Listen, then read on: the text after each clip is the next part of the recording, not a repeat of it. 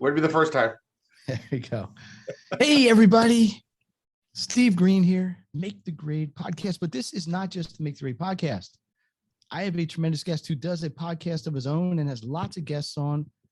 My buddy, my friend, my admin, my social media guy, Brian Roush. So Brian, this is going to be like a rare thing. It's going to be like a double podcast. You got two hosts.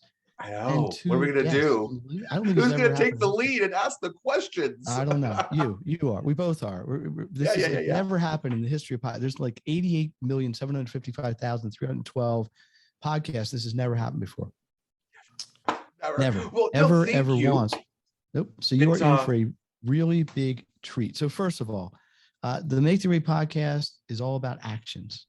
You know that if you're a listener or a subscriber, actions you can take as a parent, as a student, as an entrepreneur, as a business person, as an athlete, whoever you are, to accelerate you on your path to success. Let's hear about Brian and his podcast real quick, and then we're going to jump right in the deep end. So all yours, buddy. Well, listen, thank you for having me. It's different being on this side of the mic. So it's kind of nice. I'm not in charge of this one. So well, just relax, sit back and enjoy. Relax. No pressure. Yeah. So first of all, Brian hails from Ohio. Yes. The big old HIO, originally from PA, and then traveled all over with my dad being military, and graduated in Europe, and then spent some time in Ohio for the last 20 something years, where I'm an entrepreneur, or as I like to call myself, a solopreneur. I like to be able to create those windows when doors are not available for us. I like it. So one door closes and a window opens. Absolutely. Okay. Brian's company is called C2.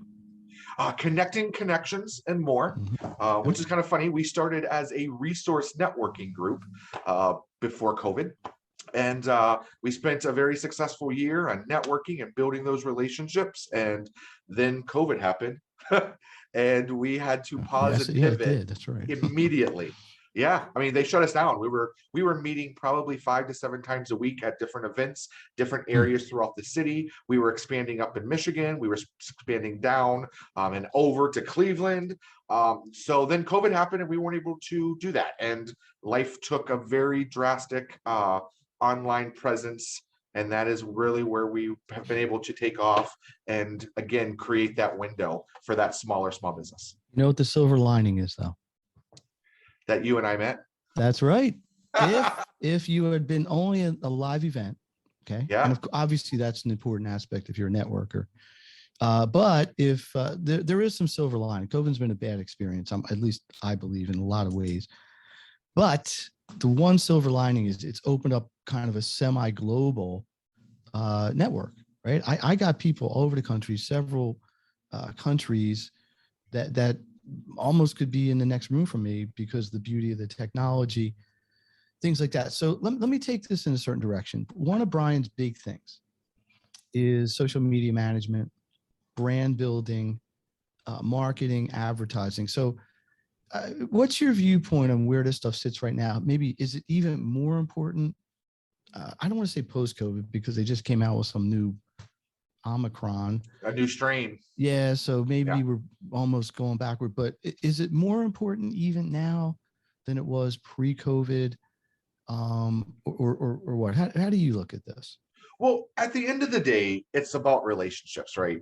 So however you are engaging in that relationship.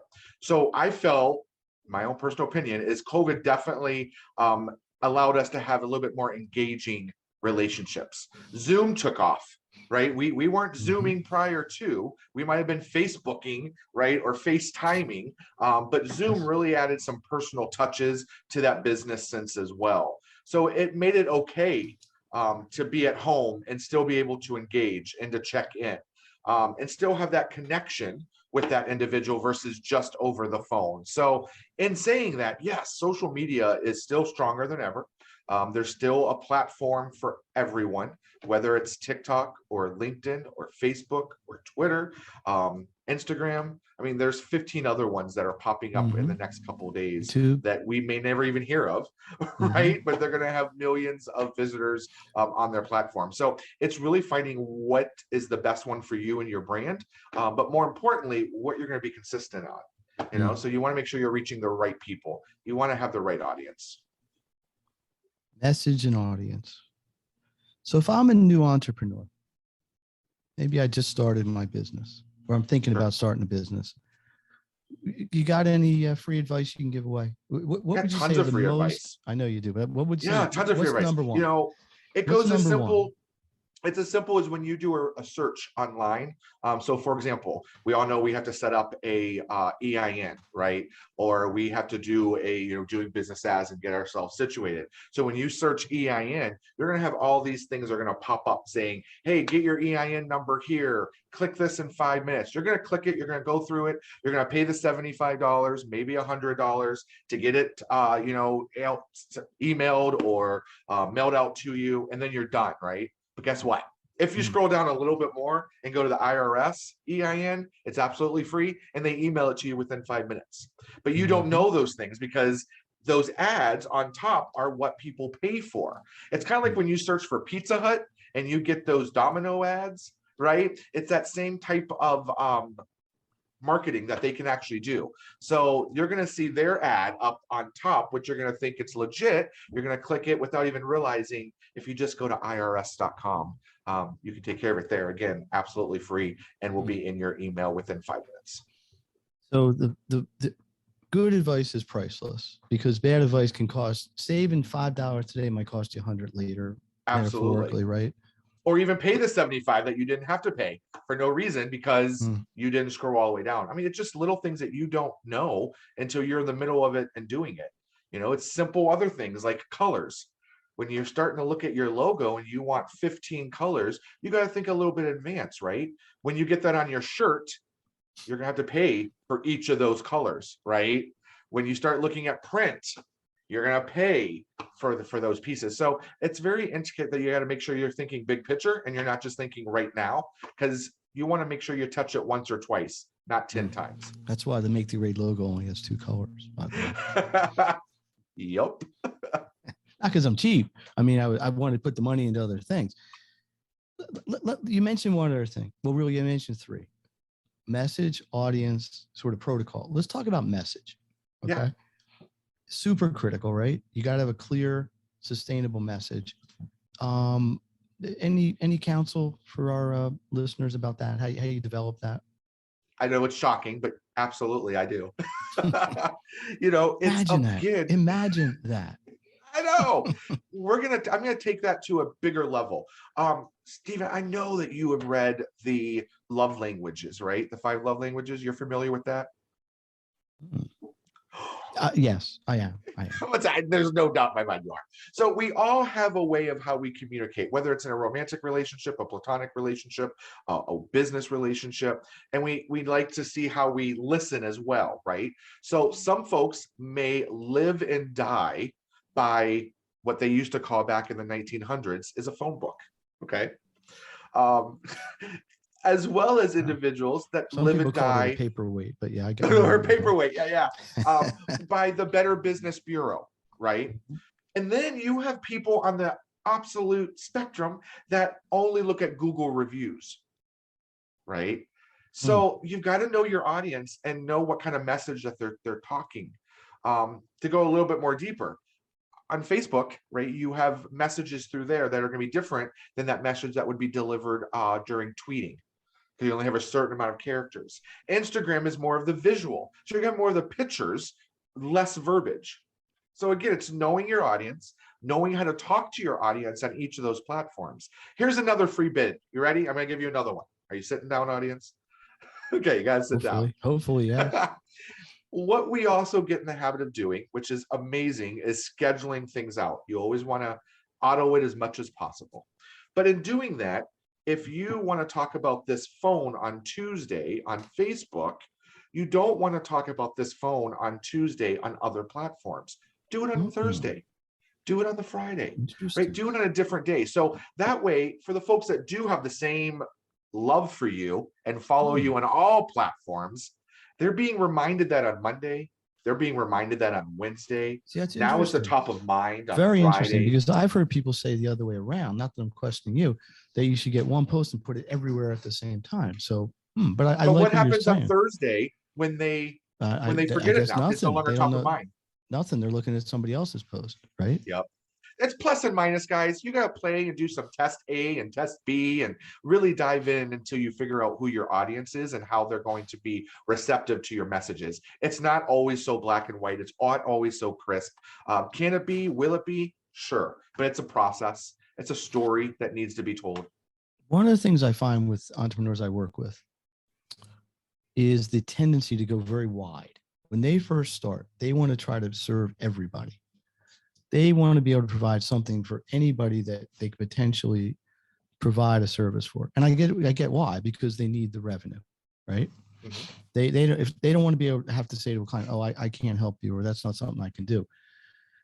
But I can tell you in my experience, now I've been in business 26 years, but I can tell you when I really drilled down and started focusing on 3 or 4 things, yes, at the risk of losing other things. I get it, but it way more than made up for it, because you become known as an expert in a very narrow field. When people need that, you become the go-to person. It opened all kinds of other doors to collaborate with people on certain things.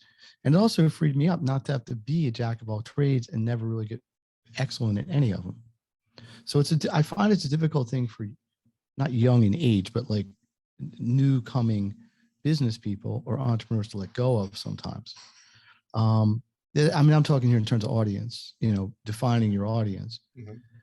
How about your own business? What do you, what would you say your clients are? Are you like the shoemaker with the shoes?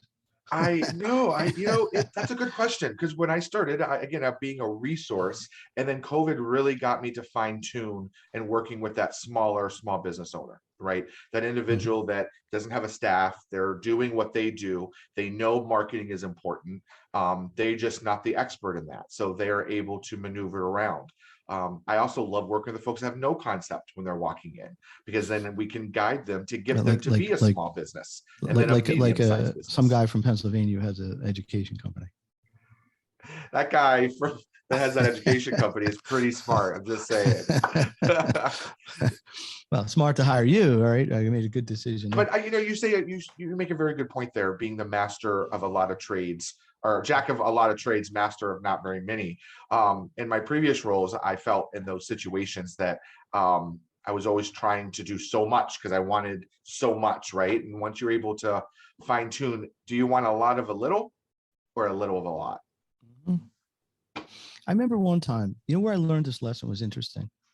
I went to the dentist, and in the dentist office, there were 4 or 5 dentists, and some of them were general dentists, and one guy was a periodontist. And even as a periodontist, he only specialized in some subspecialty.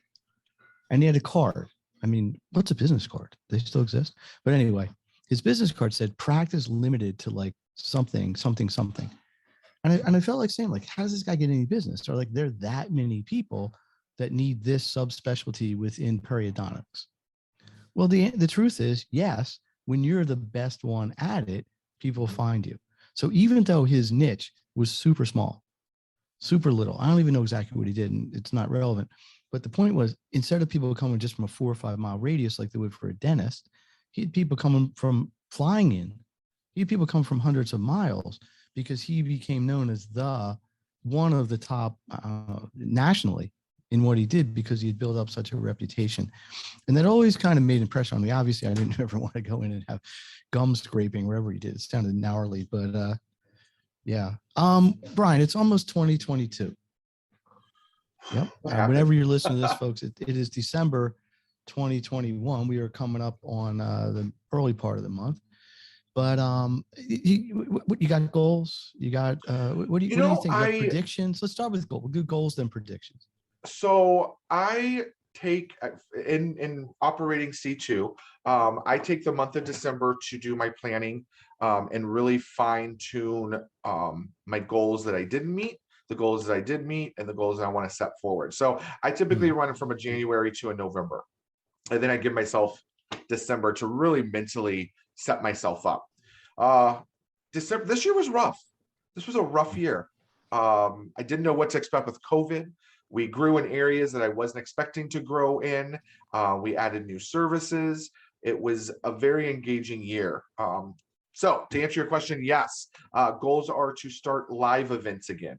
That is where I see us going. Um, Live events being like our expos, live events being like speed networking, live events like our business workshops when we can do those. But definitely some live expos, some live speed networking, as I stated. We had a great turnout in our online, but there's just something about being to touch someone, right? There's just something about that handshake and that eye contact when you're engaging with them that Zoom just doesn't allow. So I'm Hmm. looking forward to that.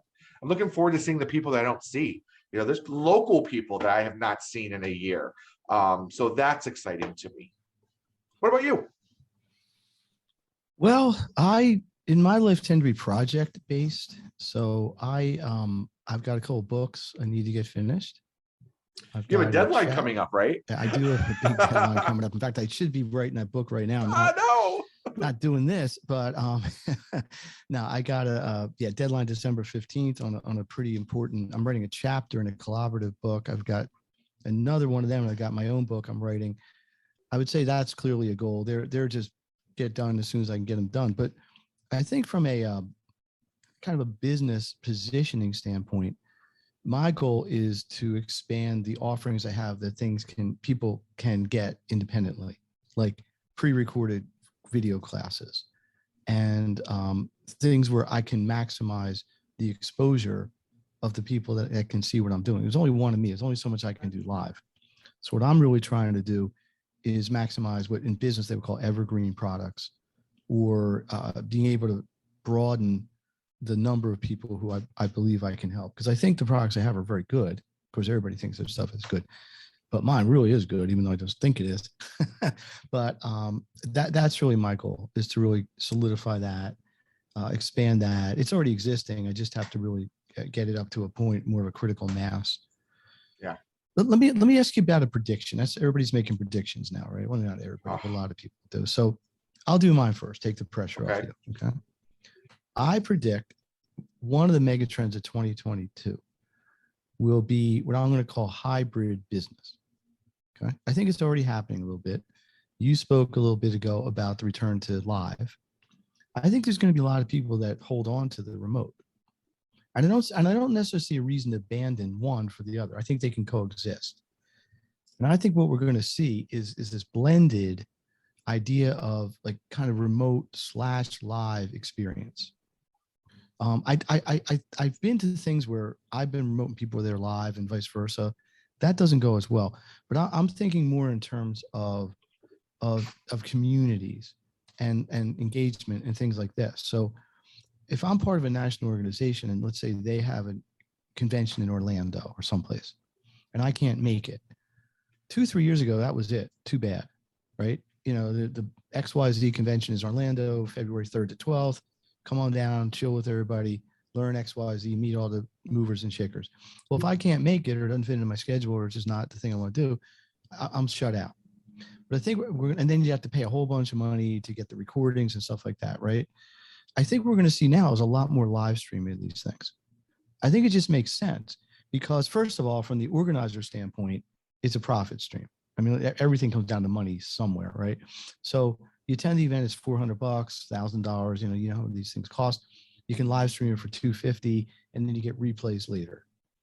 So I think we're going to see this, and I think what it's going to do by extension is expand the ability for people to get information and expand the ability for people to experience leadership and people. Because typically you get keynote people at some of these events that are fantastic, real subject matter experts in their field, real high-end people that you normally wouldn't get to hobnob with at all. I've been lucky because I've gone to some events and I've been on stages and I've been in kind of receptions and in between things with some pretty heavy duty people. If I wasn't there, I wasn't connected, it wouldn't happen. But I think we're going to start to see this happening virtually a little bit more, maybe a lot more as well. That's my prediction. But what do you think?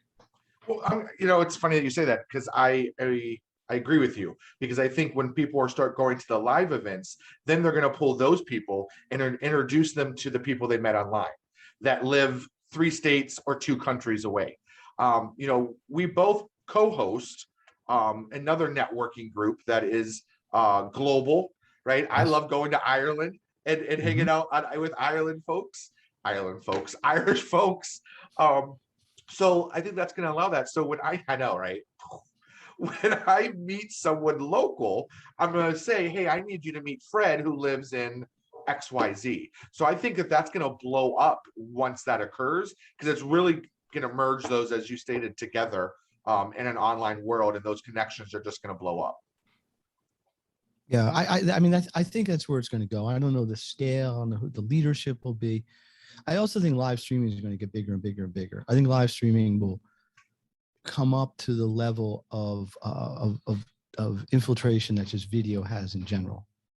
You know, I mean, look, I got you know, the so-called YouTube star, right? You got 12-year-old kids making $1 million a year doing YouTube videos. Younger than that. Yeah, younger than that. Right, which is amazing that can even happen. The fact that the technology and the ease of entry and the entry barrier to make that happen is so low, but it's all about audience, and it's all about giving something people want, right? So you know, I think you mentioned streaming, and I'd live like to throw a streaming, question out, and it has nothing to do with topic, but it just gives us another element to discuss. just left turn. Go ahead.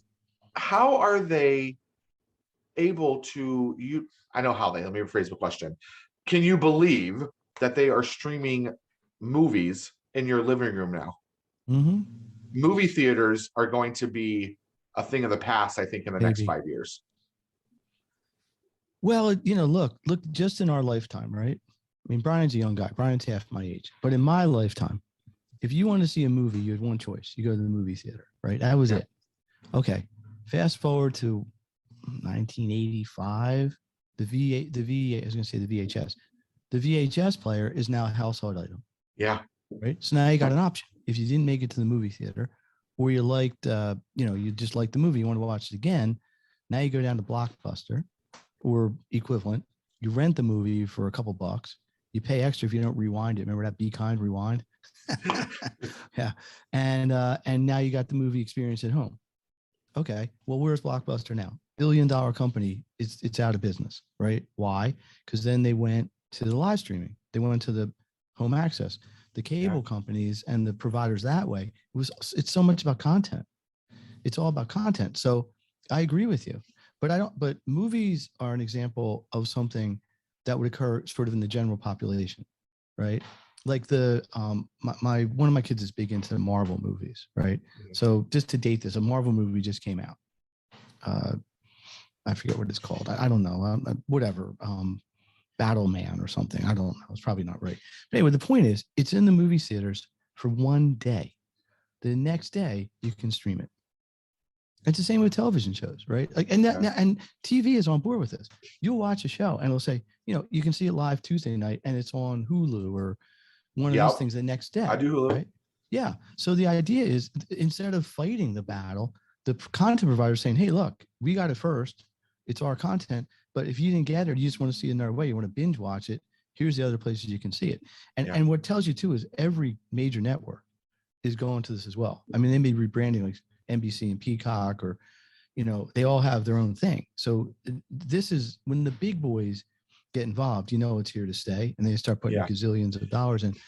But I mean, COVID pushed that. I mean, I just got done watching King Richard, you know, with Will Smith about the soccer ladies, not soccer, tennis ladies. Yeah, I got soccer on the brain. So it was a good movie, you know, and it was $20 at the theater. It was $5.95 for my monthly subscription. Well, right, but that's partly what drove that, right? The availability of technology. Yep. If 3 people could stream at home, they wouldn't do it. But the fact that you can walk around, I'm sitting in line in the supermarket, and a woman is watching, I think it was actually Oprah. She was watching something on her phone while we were waiting in line. And she got the headphones on and the mask on. She's in her own little universe. Normally I say, hey, you know, how much was your pie? That looks delicious. They try to get some dumb, you know, conversation going. She was shut in. I mean, she was zoned in on the show. So I mean, that phone has changed from the very first cell phone to where we are now. Were you a BlackBerry guy? I did. I was a BlackBerry. I did have a BlackBerry. It was cool. It's like its own little keyboard. It's like a full keyboard, and Yeah. It BlackBerry was so was cool. nice, BlackBerry Messenger was like its own proprietary thing. right? Yeah. So 2022, what my lighting is off here. Well, What let do you me have say going one on? last thing. Let me kind of tie two things together. So what I'm saying is this: we got the combination of what I perceive as a much greater availability for people to get content online, not just in the broad sense, like if you want to watch a movie or a sports event or something like that, but also on the micro nano level, where somebody like myself or you can be just as big. I can sit here in my office, and you can sit here in your office, and we can broadcast to theoretically the entire world that has an internet connection. I mean, how cool is that? It has lowered the barrier so tremendously for communication, as long as one has the things you started out with: messaging, targeting your audience, and giving content that's valuable to people. But by the way, kind of like this podcast discussion. Right? Incredible content, right? There you go. Brian put his thumbs up. If you just listened. 134 episodes. There we go. Right. Triple digits. That's listen. That's not so easy. Believe me. Anyway, but that's the people that take advantage of that in a good way, and in a way that enhances their brand, are really going to benefit if they haven't already. But I think it's going to get bigger and bigger and bigger. And these are learned skills. I mean, I'd like to think I'm pretty comfortable live streaming, but I wasn't that way the first time I did it. And I like to believe I'll be better in a year, but it's all about working it. It's all about doing it to the point of mastery. Right. Let's talk about one other thing here. Let's talk about, you brought up networking. I mean, you've run networking groups. I've run networking groups. I'm a young entrepreneur, or I'm a college kid. Okay. And I've tried to teach this to my own children. I think they listen to me, but maybe somebody else should judge that. Why is networking so important? Why is it so critical to one's business success, maybe even your personal success? And it isn't because you have a lot of connections, right? It's not because you're on LinkedIn and you have 38,000 connections. That's just numbers. What is it about networking that can really open doors, or in your case, open windows? Well, first off, you got to make sure you're networking and you're not prospecting. Okay. That's the number one thing. Two totally different things. Okay. So well, all right, since you brought that up, let's define them. What do you define networking as? So prospecting is you're looking for a sale. Okay. Networking, you're looking to be a resource. Or build a relationship. Building a relationship. So I appreciate the clarification. Yeah. Okay. So when you're networking, you're looking for that relationship where you guys could maybe merge yourselves together, or be that resource for one another. You know someone that could help. You drop their name as a referral. You do testimonials. They're top of mind for you in that world, and vice versa. Maybe they want to use their skill set. They can help you, whether it's I have questions, or can you consult me, or I need the specific service. It's not about today. It's about what you guys could do later day. And again, it's always about you being the resource for them, not them being the resource for you. Say that again for emphasis, Brian. Yeah, it's not about them. It's not about you being the resource. Rephrase that. It's about you being the resource for them, not them for you. If you go in there looking for a win for yourself, now you're prospecting. Okay. If you're in there looking for a win for someone else, you're networking. But it's a tremendous distinction. It's an important distinction. And it's one you got to be a little careful about, because obviously you got to put food on the table. You got to have some revenue, right? There's nothing wrong with prospecting. In the right context. Correct. Right. All right. Is there anything you want to talk about we have not talked about yet? I do. I want to talk about you. Oh. Moi? Yes. I want to talk Where about do we begin? Where do we begin? I was born it in all Camden, started New in the Jersey, 1900s. 1812, and Well, you have some stuff going on when you're talking about goals and self-awareness and self-care. You have some stuff going on. Do you want to share a little what's happening in January? Well, it's funny you should mention that. Yes, we are putting together is it called the self-care series, self-care workshop? Yeah. How to care with self-care. We'll have some marketing Basically what's going on is I have been lucky over the last 3 years of doing my podcast to have met a lot of really interesting and, more importantly, very talented and great resource people. In addition to knowing people that they know who are also excellent resources. And what Brian and I are going to put together is this sort of self-care workshop series. We're going to bring in experts, really good resources, people who can in 10 minutes give you some action. Hey, try this, it will help you. Try this, it will improve your life. Try this, it will give you another skill. And we're going to do a series of these events where we're going to have a couple speakers, 2, 3, 4 speakers. And it's going to be all about helping the listener, helping the audience. But it's not just helping, like, let me listen to this and I'll do it later. It's about helping it and like, wow, let's try this right now. Let's get up and stretch. Let's get up and do this. Here's a new skill you can use in your academics. Here's a new skill you can use in your entrepreneurial skills. I'm pretty excited about this because of many reasons, but probably the one that comes to mind first is because that's what makes me happy. When somebody says, wow, you showed me how to do this, or I learned this from you, or even anywhere else, and it made a difference in my life, or it made it, even if it was tiny, even if it was so micro small, but it made a positive impact in their life, because most of our big successes in life are the result of the amalgamation of all the small ones, right? Say that again. That was powerful. Yeah, yeah. Most of these big successes in our life are the amalgamation of all the little small ones we've done along the way. It is very rare that somebody goes from 0 to 1 million overnight. Like, man, I'm sure it can happen, but usually people don't see the grunt work, and people don't see the grind, and people don't see the pain and the setbacks. They see the results. And you can get cliche, it's about patience and it's about this and about that. And it's all that, but it's really about just making some positive progress in small but steady ways. And honestly, that's really what I've modeled most of what I've done in my career on, and continue to. But I think this series that we're putting together will bring, look, I do what I do. I try to give people actions to help them with their education, to help them with their entrepreneurial success. But there are so many other areas that have become so relevant forever, but have really become pronounced the last couple of years. Mental health, physical health, financial health, all these things that were always there, but I don't want to use the word taboo. They just weren't maybe talked about quite as much. So, it's important. It's important to be physically healthy. I mean, look, we all have goals. You need to be healthy to have the energy to do that. So that may fall back to diet. That maybe fall back to exercise. That maybe fall back to mindset. There's a big awareness now about mental health, right? A lot of athletes, a lot of entertainers are coming out and bringing it to the forefront, and it's become something we can now talk about a little bit more.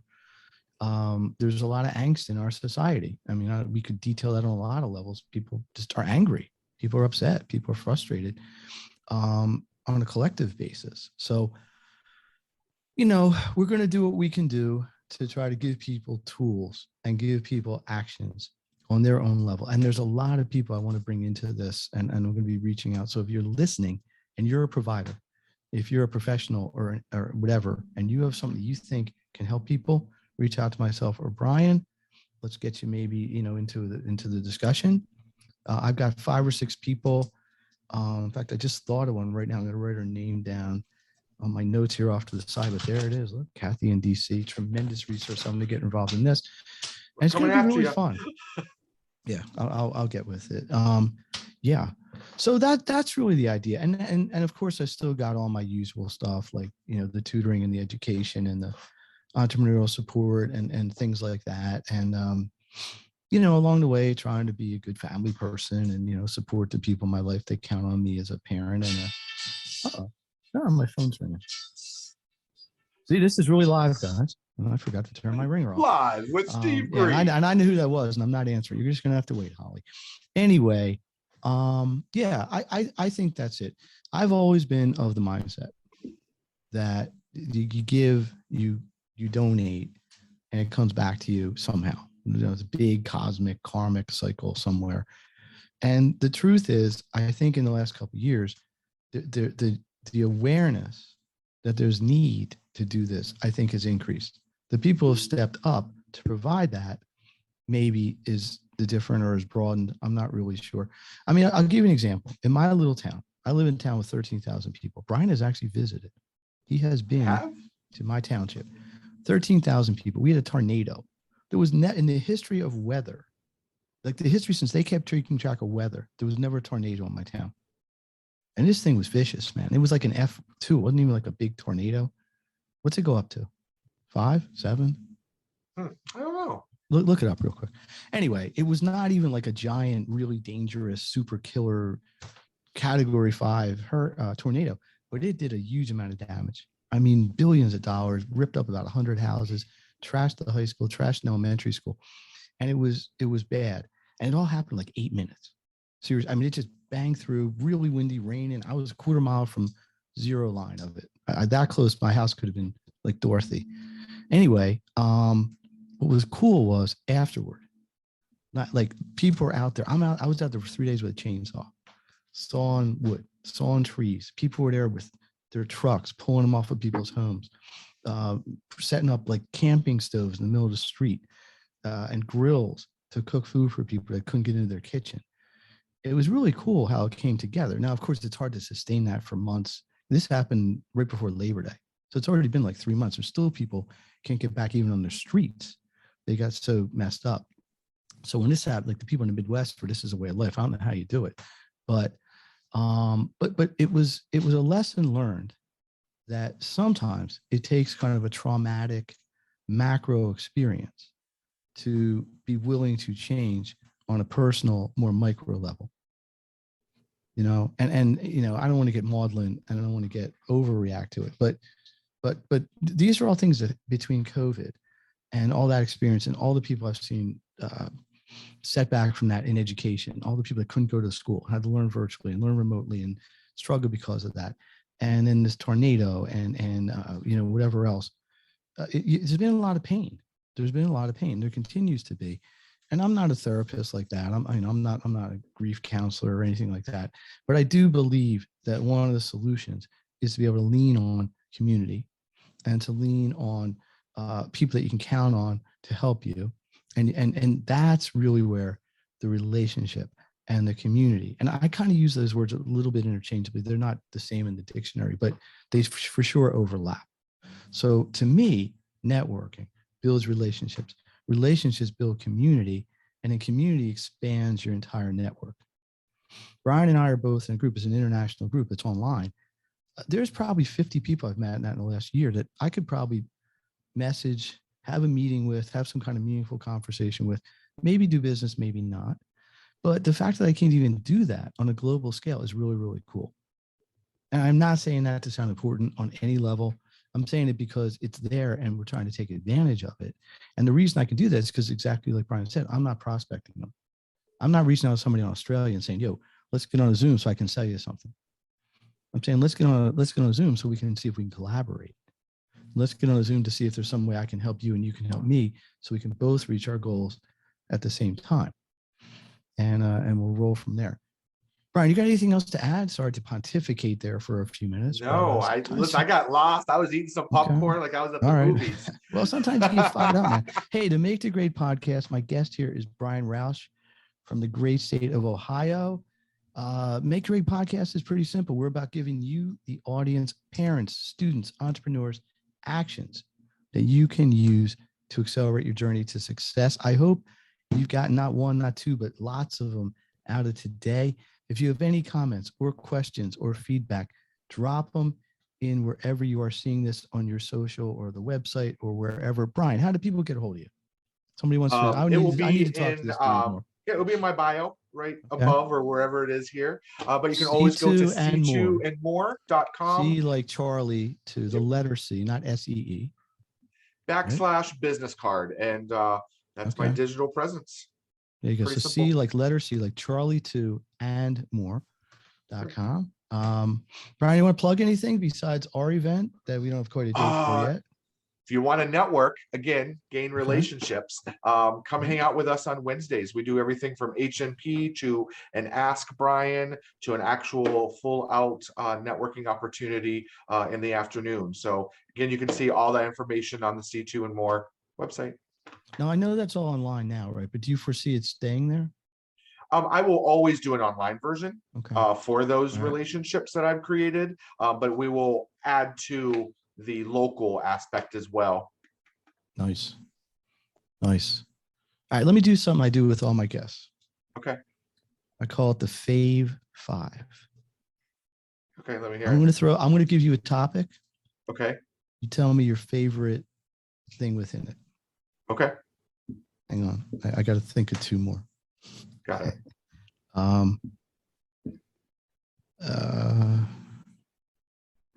Let me think of one more. We may go six. We may go bonus. Okay. Fab Five. Number Apparently one there's for a good one Brian. in there. Brian, favorite flavor of ice cream? Vanilla. Man, I knew I liked you for a reason. The most boring flavor, but I got to tell you, it never fails me. Neapolitan. Ooh, nice. Favorite time of year, favorite season? Fall, hands down. Dang. Why? Leaves? No, it's just calm, it's brisk, it's layer, so I can remove or put on, or it's just very comfortable. Favorite kind of music? Motown. Yeah. You want to sing one? You got one? You got a favorite? I've got sunshine. Oh, yeah. There we I'll go. throw a little Stevie Wonder. On a Yeah, I cloudy love day. Motown. So Yeah, that's not Stevie Wonder. Lionel Richie. No, I'll give you a hint. No. When there is blank, there is fire. When there's blank, there's fire. When there's Earth, Wind, Fire. No, I'm trying to help you. When there is blank, there is fire. It's like a saying. When there is smoke, there is fire. Is it Smokey? Smokey Robinson. Come on. Okay. Now, was that when he was with the Miracles, or was he solo? You're beyond my Motown expertise, but I know it was Smokey Robinson.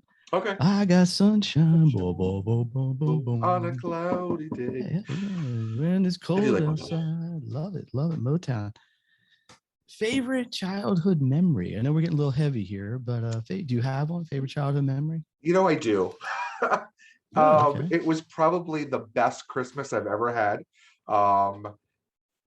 Sad story here is my father was gone on the Desert Storm, so this was like the very beginning, guys, and my mom and I were solo, and I don't know what happened, but the store was closed and she wasn't able to get a turkey, and we ended up having roast beef and macaroni and cheese, and it was just the most simple, magical dinner that I think I've ever had. And my mother cried the entire time because the turkey wasn't there, and everything wasn't to her perfection. But for me, it was very home. How old were you? How old were you then? You remember? 14, 13. Well, he left when I was 13 and came back 2 days before my 15th birthday. So he was gone about a year and a half, which was extremely, from 13 to 15, as you can imagine, was extremely rough. So. Next one. This is a two-parter. Fifth of five. Ready? Fab Five. Fave Five. Favorite place you've been on vacation? Oh, on vacation or lived? Vacation. Well, you can say lived. I'll give you. Europe. I'll allow you. Yeah, I loved living in the UK. Being downtown in London, England, that was my absolute favorite. London town. Favorite place you've never been, you want to go?